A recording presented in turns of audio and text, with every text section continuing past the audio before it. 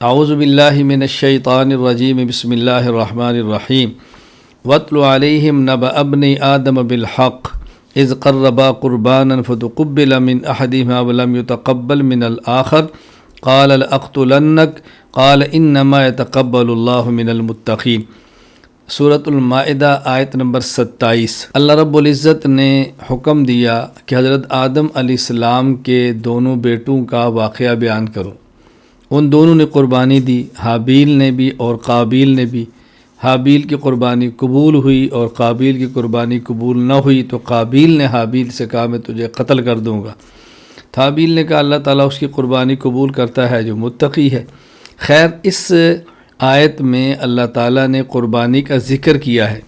حکیم الامت مجدد الملت مولانا اشرف علی تھانوی رحمہ اللہ تعالیٰ تحریر فرماتے ہیں، امداد الفتاویٰ جلد 3 صفحہ 564۔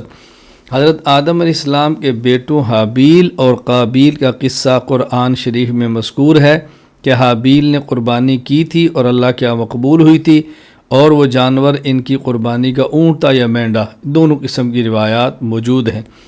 جب سے اب تک سب امتوں میں ان جانوروں کا ذبح کرنا جاری و مشروع رہا۔ تو قرآن کریم کی اس آیت سے ثابت ہوا کہ قربانی حضرت آدم علیہ السلام کے دور سے چلی آ رہی ہے۔